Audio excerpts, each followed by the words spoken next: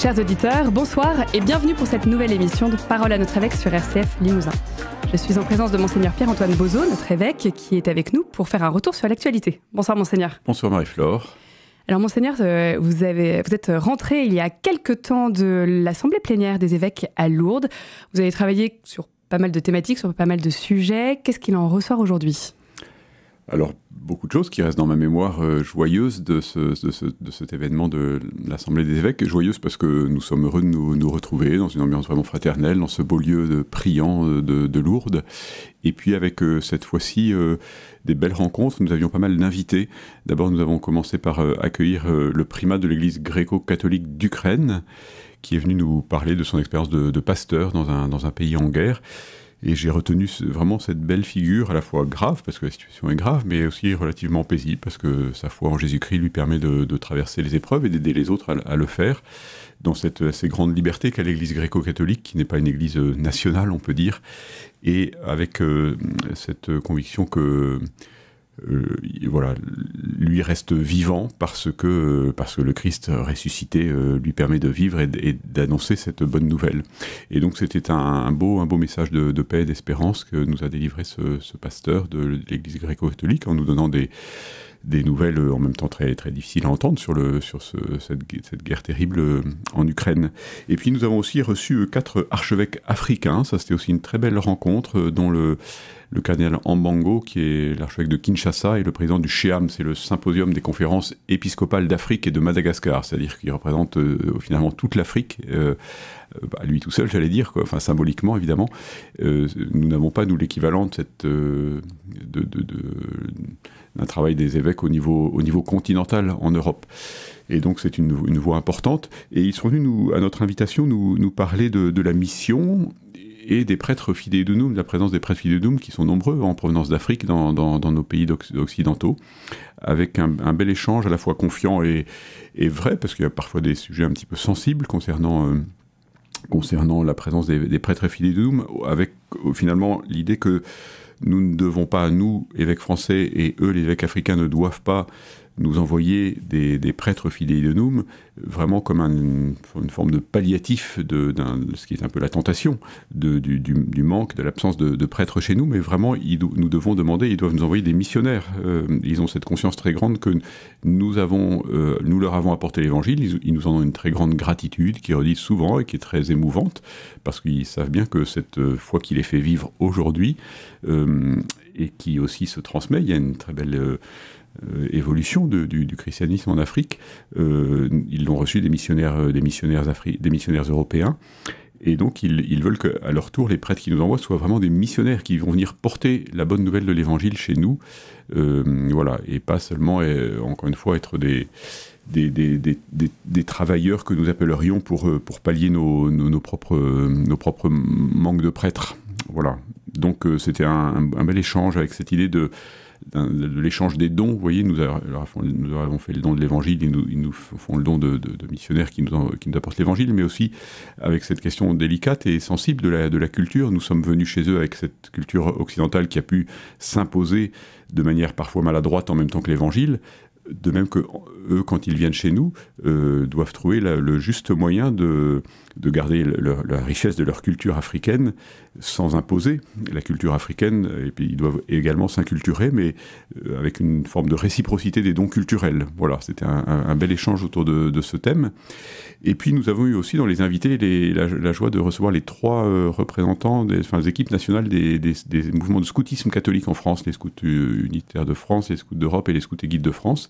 Et c'était une première de recevoir dans l'hémicycle ces 3 équipes nationales, les aumôniers nationaux, à leur demande, avec une belle collaboration entre eux, un bel esprit de complémentarité, en tout cas qu'on a senti dans la parole qu'ils nous ont adressée.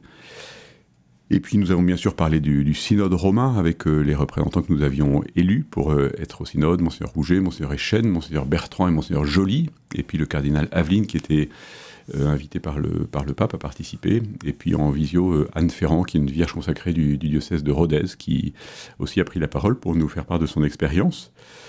Et puis également, nous avons eu ça a été médiatisé évidemment parce que c'est un sujet aussi très sensible. Nous avons eu la suite de notre travail sur les abus sexuels en nous préoccupant davantage, ce qui n'avait pas encore été le cas, du moins nous n'avons pas abouti à des décisions en ce sens, en nous préoccupant des personnes agressées, abusées à l'âge adulte. Alors c'est une situation extrêmement différente. La question du consentement, on le voit dans la société civile pour des tas d'affaires, se pose de manière beaucoup plus délicate, mais il faut l'aborder vraiment sérieusement. Et donc nous sommes au travail là-dessus. Nous n'avons pas encore réussi à élaborer un protocole pour savoir comment accueillir et aider ces personnes victimes à sortir finalement des conséquences de ce qu'elles ont subi. Mais en tout cas, l'idée, c'est d'aboutir à la prochaine assemblée de printemps sur ce point.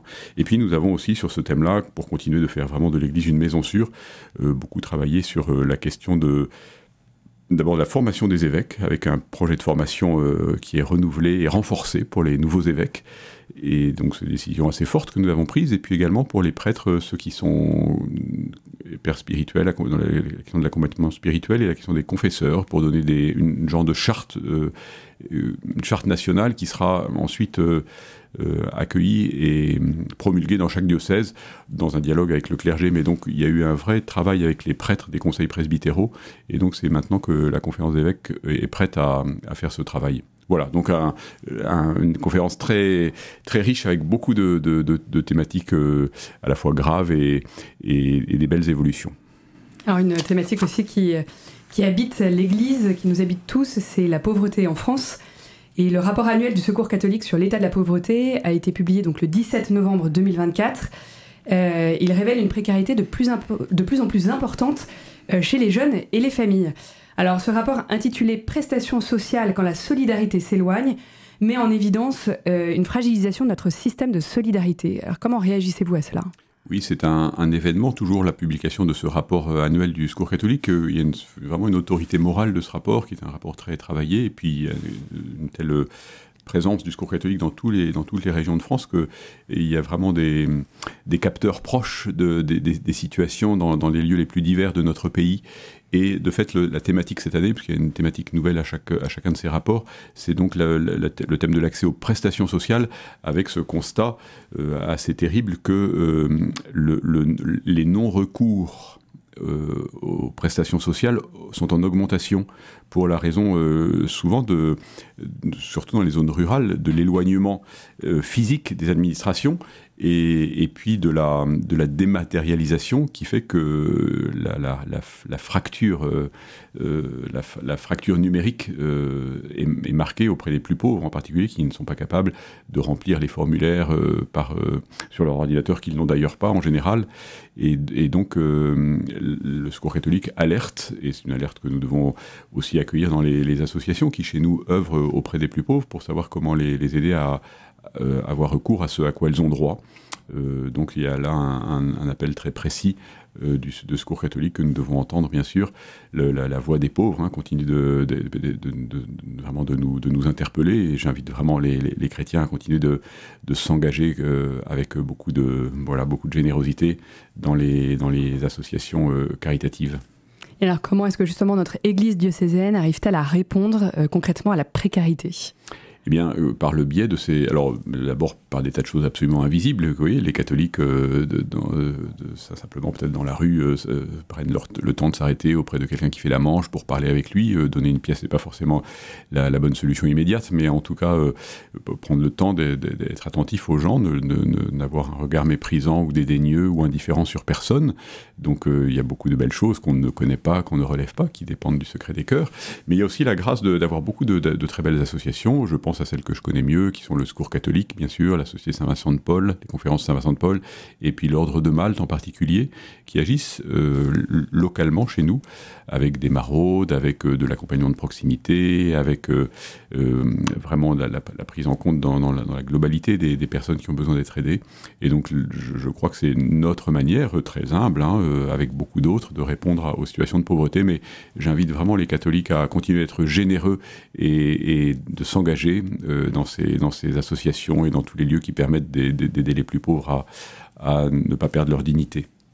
Alors, pour revenir sur une actualité plus locale, notre diocèse va accueillir du 29 novembre au dimanche 1er décembre, dans la cathédrale Saint-Étienne de Limoges, la statue de Notre-Dame de Paris qui vivra sa dernière station, la dernière station de son pèlerinage, avant l'ouverture de la cathédrale de Paris le 8 décembre prochain. Le samedi, vous proposerez une exhortation dans le cadre de la veillée pour la vie. Alors, quel est le sens de cette veillée à la veille de l'Avent ? Alors, il y a plusieurs choses qui se rassemblent, qui se regroupent à cette occasion. D'abord, c'est que, à l'occasion de la réouverture de Notre-Dame de Paris, le recteur de Notre-Dame a proposé que une copie, parce que c'est pas la statue qui est trop fragile et qui ne peut pas circuler comme ça dans le pays, mais donc il a proposé qu'une copie de la statue de Notre-Dame circule dans les cathédrales de France. Et donc nous avons la joie d'accueillir cette copie. C'est une statue que les gens connaissent parce qu'elle a été, vous savez, qu'elle est restée absolument miraculeusement intacte au moment de l'incendie, alors que tout était effondré, et brisé et calciné autour d'elle. Et donc cette statue de Notre-Dame, c'est beau parce que Notre-Dame, c'est la Vierge Marie, c'est aussi la sainte patronne de cette cathédrale de Paris. Donc quand on parle de Notre-Dame, on parle de la cathédrale et on parle aussi de la Sainte Vierge, de cette statue qui la représente. Et donc nous aurons la joie de l'accueillir. Donc ça fera un lien entre notre cathédrale et celle de Paris à la veille de sa réouverture, d'une part. Et puis d'autre part, il se trouve qu'en effet, depuis maintenant pas mal d'années, le premier dimanche de l'Avent, enfin le premier week-end de l'Avent, c'est l'occasion je crois que c'est à l'initiative du pape Benoît XVI, de prier spécialement pour le respect de la vie. Vous savez que l'Avent, c'est ce qui nous prépare à Noël, c'est l'accueil de la vie de Jésus dans le sein de Marie, Jésus qui sera donné au monde, qui viendra au monde. Et donc, nous prions pour que soit combattu le plus justement possible toutes les atteintes à la vie. Alors la vie, c'est le respect de la dignité de l'homme à toutes les étapes de sa vie, mais c'est d'abord sa naissance et toute la question autour de l'avortement, dont le nombre est en augmentation dans notre pays et dans beaucoup de pays, dans le monde, hélas. Et puis aussi le respect de la vie à sa fin, avec les projets législatifs autour de l'euthanasie, du suicide assisté, qui sont à notre avis des atteintes fortes à la vie et à la dignité humaine. Et donc nous prierons pour cette intention. Il y a besoin d'agir, mais il y a besoin de prier aussi. Et donc nous prierons en présence de Notre-Dame, vous voyez, Notre-Dame de vie, Notre-Dame qui, pendant le temps de l'Avent qu'on évoque avec son ventre de femme enceinte, eh bien nous la prierons pour que nous soyons rendus plus attentifs à cette question du respect de la vie. Donc il y a là tout un ensemble très, très beau. Donc j'invite tous ceux qui le pourront à répondre à cette invitation, à venir à la cathédrale lors de cette veillée. Merci Monseigneur. Chers auditeurs, c'est la fin de cette émission. Je vous souhaite une très bonne soirée avec les programmes de RCF.